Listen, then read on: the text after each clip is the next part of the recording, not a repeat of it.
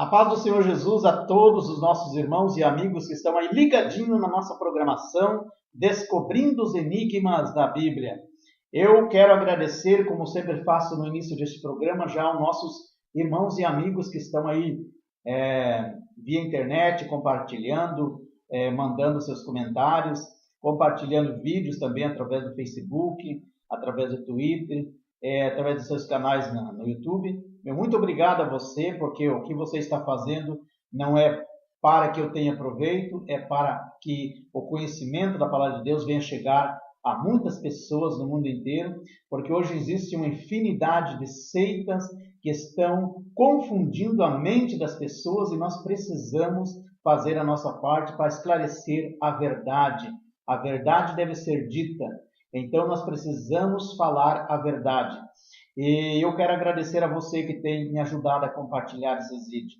Se inscreva aí no meu canal do YouTube, conferencistadão@gmail.com, também no outro canal do YouTube que está os vídeos com as perguntas feitas pelos nossos amigos internautas, que é escatologiadoadão@gmail.com. Se inscreva e também compartilhe os vídeos através do Facebook, do Twitter.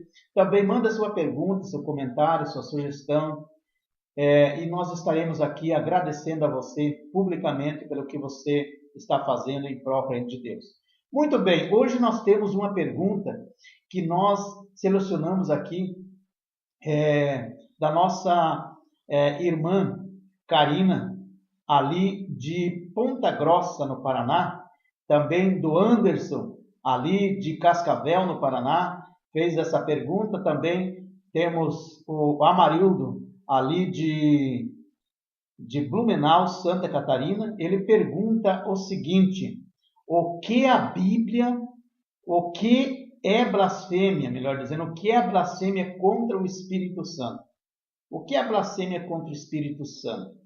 Essa é uma pergunta muito importante, porque tem muitos crentes dentro da igreja. Até uma certa feita eu estava fazendo um seminário numa certa igreja e alguém perguntou para mim: será que eu tenho já blasfemado contra o Espírito Santo? O que é a blasfêmia contra o Espírito Santo? As pessoas ficam pensando, porque às vezes acaba falando algum palavrão, coisa que de repente nunca falou antes, e aí fica confuso. Será que eu já não blasfemei? Será que eu já não coloquei um ponto final na minha salvação? Porque o próprio Jesus disse. Vamos ler Marcos capítulo de número 3, versículo 28. Marcos 3 e 28 diz assim: na verdade eu vos digo que todos os pecados, observe, na verdade eu vos digo que todos os pecados ser-lhe-ão perdoados aos filhos dos homens, e toda sorte de blasfêmia com que blasfemarem. Mas qualquer, porém, que blasfemar contra o Espírito Santo, nunca mais obterá perdão, nunca, mas será réu do juízo eterno. Jesus está dizendo então que se blasfemar contra o Espírito Santo será condenado, não tem mais solução, não tem mais perdão. Então, aí muitas pessoas ficam confusas. Que tipo de pecado é esse? Será que é o pecado de adultério? O pecado de adultério não é, né? Porque o pecado de adultério, se fosse pecado de adultério, a blasfêmia contra o Espírito Santo, Jesus não teria perdoado a Maria Madalena. Jesus disse: você está perdoada, mas vai, não peques mais. Seria o pecado de assassinato? Não, o pecado de assassinato não é também, porque Moisés, ele assassinou um egípcio, se enterrou na areia, e mais tarde Deus levantou ele se tornou um grande pastor, e podemos dizer missionário também, porque conduziu um grande povo rumo a Canaã. Seria um pecado, por exemplo, de falsidade, de engano, de mentira? Também não é, porque Jacó, ele foi enganador, ele enganou o seu pai, roubando a bênção da primogenitura do seu irmão Esaú. Então não é um engano, não é falsidade, não é mentira. O que seria então? Seria, de repente, negar a Jesus? Porque o próprio Jesus disse: aquele que me negar a mim, eu o negarei perante meu Pai naquele dia. Só que o que Jesus está dizendo ali, aquele que me negar, ele está falando exatamente de uma vida de ministério aqui. Você, por exemplo, está diante de uma pessoa ímpia e você não reconhece Jesus como teu Salvador. Você não dá um bom testemunho. As pessoas falam se você é crente e você diz: eu não. Não, eu não sou crente. Você está negando a Jesus. E se você negar Jesus aqui, Jesus vai negar você naquele dia. Porque se você não tem um compromisso com Ele, é porque Ele vai ter um compromisso contigo. Então, blasfêmia, ou seja, negar a Jesus não é uma blasfêmia contra o Espírito Santo. Por quê? Porque Pedro negou Jesus. Todos sabem que o apóstolo Pedro negou Jesus por 3 vezes. Mas mais tarde, depois que Jesus ressuscita, Jesus chamou Pedro particular e disse: tu me amas, Pedro? Pedro disse: tu sabes que eu te amo. E Jesus por 3 vezes perguntou: tu me amas, Pedro? E Pedro disse: tu sabes, Senhor, que eu te amo. Então Jesus disse: apacenta minhas ovelhas. Jesus levantou o apóstolo Pedro, fez dele um grande homem, que a Bíblia diz que após aquele dia, ele começou a orar, a jejuar. No dia de Pentecostes ele foi cheio do Espírito Santo, e na primeira pregação dele ganhou mais de 3.000 almas. Então podemos perceber e entender que negar a Jesus também não é blasfêmia contra o Espírito Santo de Deus.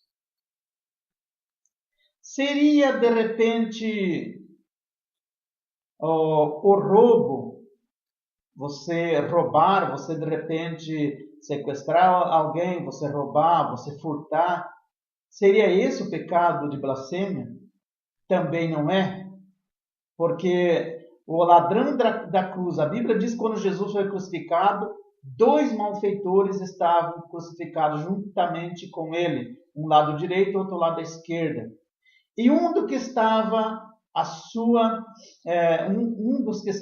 direita disse: se tu és o Filho de Deus, salva-te a nós também, desce dessa cruz, tira nós daqui.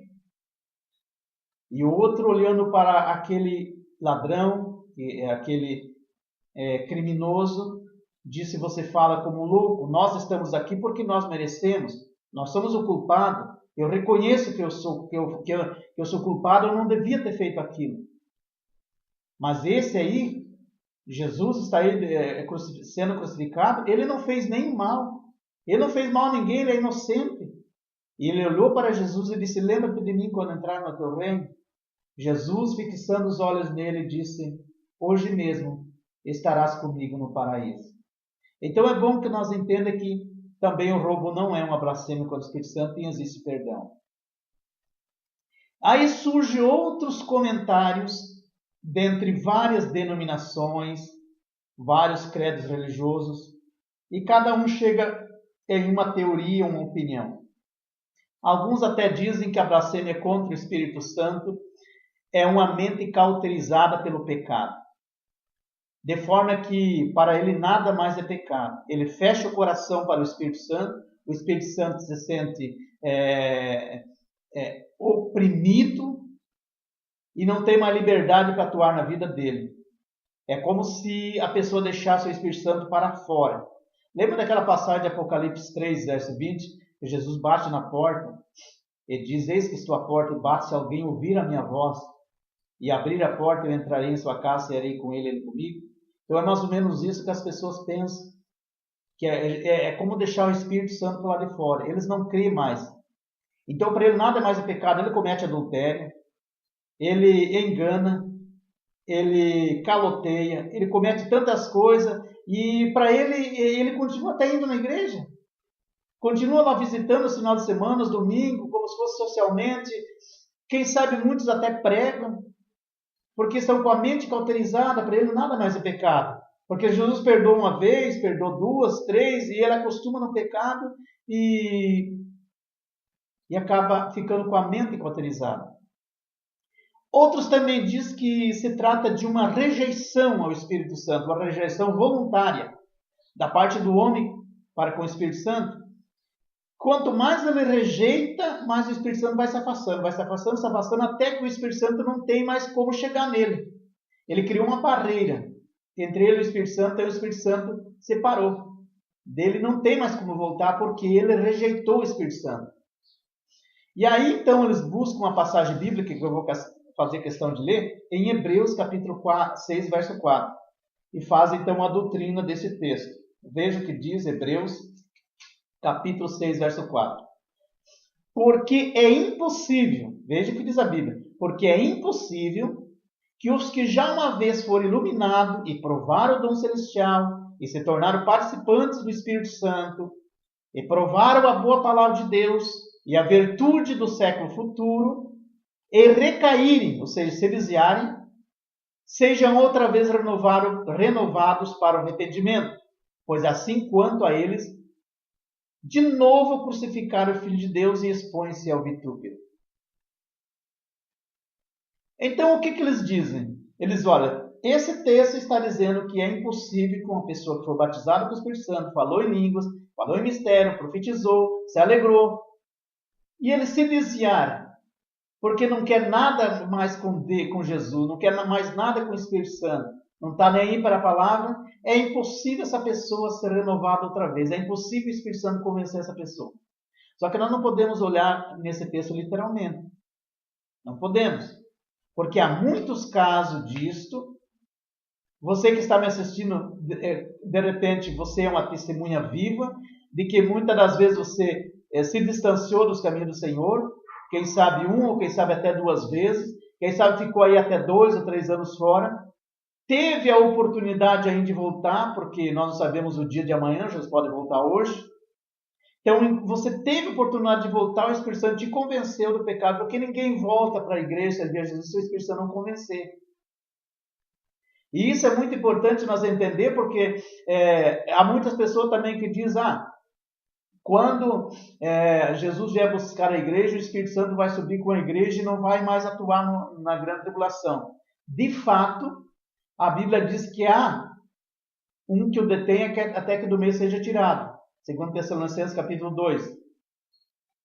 E então, quando Jesus arrebatar a igreja, o Espírito Santo vai subir com a igreja. Porque ele veio, a função dele veio preparar a igreja. Então, ele não tem o que fazer aqui na terra e atuar em todas as pessoas ao mesmo tempo. O que vai acontecer? Na grande tribulação, ele vai atuar da mesma forma que atuava no Velho Testamento.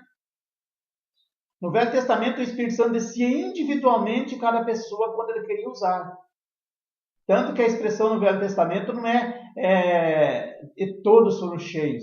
No Velho Testamento dizia assim, o Espírito Santo desceu sobre ele, o Espírito Santo se apossou dele, o Espírito Santo o tomou, o Espírito Santo o persuadiu. Então, a Bíblia fala individualmente. Os profetas, os juízes, enfim, eram cheios do Espírito Santo, mas quando o Espírito Santo descia sobre ele. Na grande tribulação vai ser da mesma forma. O Espírito Santo vai trabalhar convencendo o homem do pecado e do juízo, porque sem isso o homem não se convence. E aí as pessoas aceitarão a Cristo na grande tribulação. Mas o Espírito Santo vai só naquele momento atuar e vai voltar para o Pai.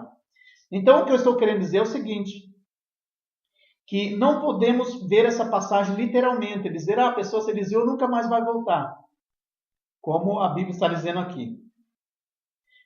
Então, é bom que nós entendamos o seguinte, a minha interpretação e a interpretação da maioria das pessoas entendidas da palavra, eles entendem que não tem nada a ver com o que está lá em Hebreus. Tem a ver o que está no contexto exatamente desse texto que nós lemos aqui de Marcos. Veja que Jesus havia, um pouco antes de Jesus falar essas palavras, Jesus havia expulsado um demônio.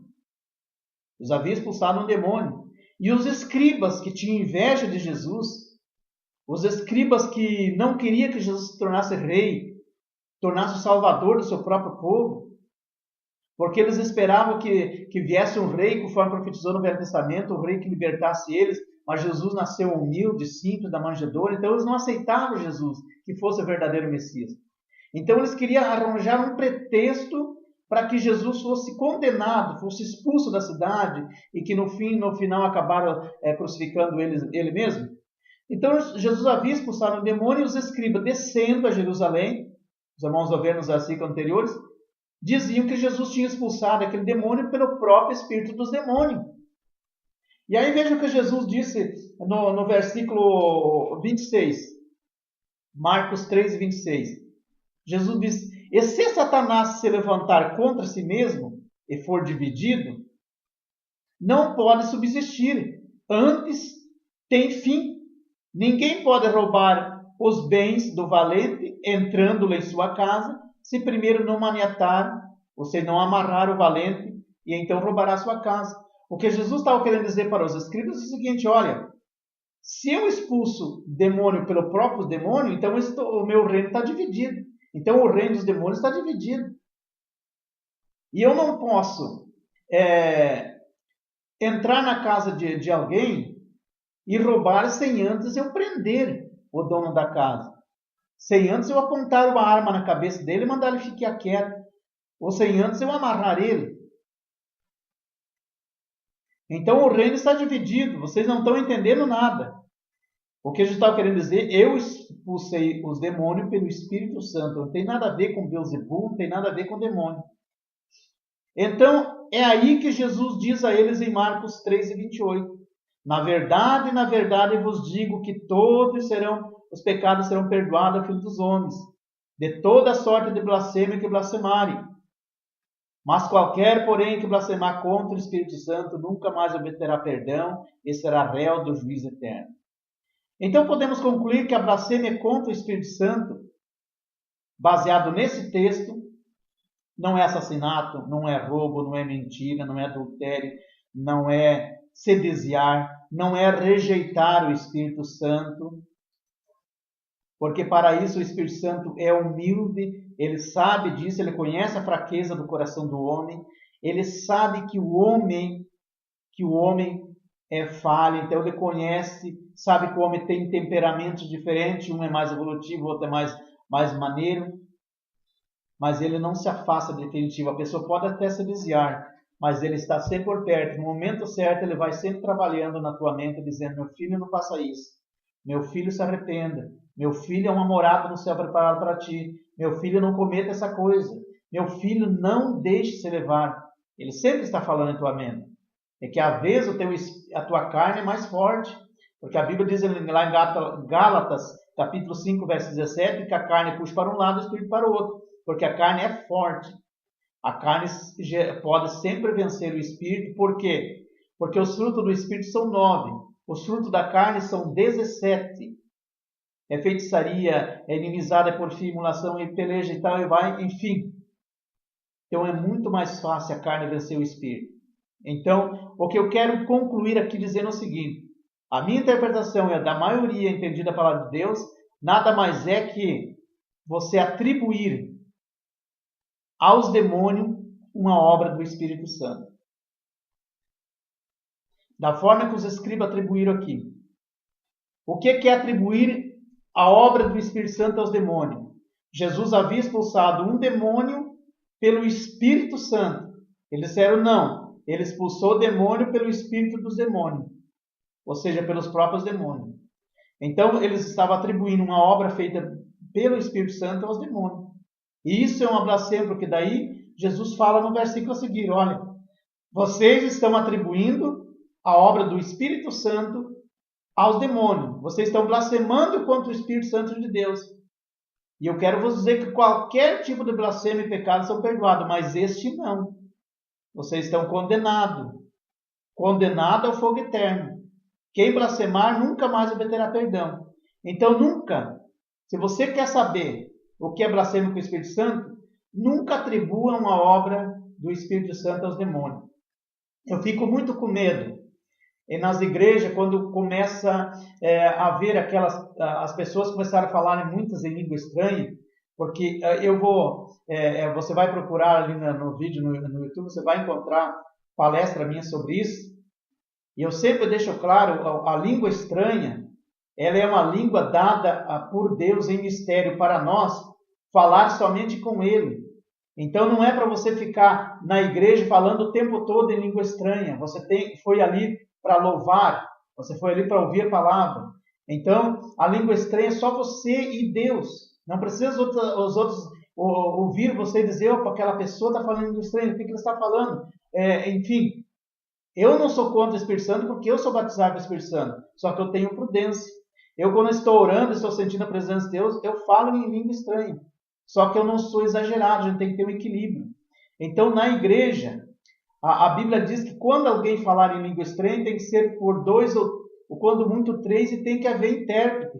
Por isso que hoje é uma confusão nas igrejas, porque todos falam em língua ao mesmo tempo, alguém está pregando a palavra, o outro não respeita, levanta e vai entregar uma profecia em voz alta. E outra coisa, a Bíblia diz ali que tem que haver intérprete. Tem que haver intérprete. Então, a língua estranha, quando alguém vai entregar uma profecia, o certo da igreja é parar a igreja e escutar o que a pessoa está falando. Escutar, para que haja uma interpretação, porque Jesus não é de confusão. Então, a pessoa que está falando em língua tem que dar oportunidade para que alguém venha interpretar a sua língua, se ele não está interpretando, para que a igreja toda seja edificada.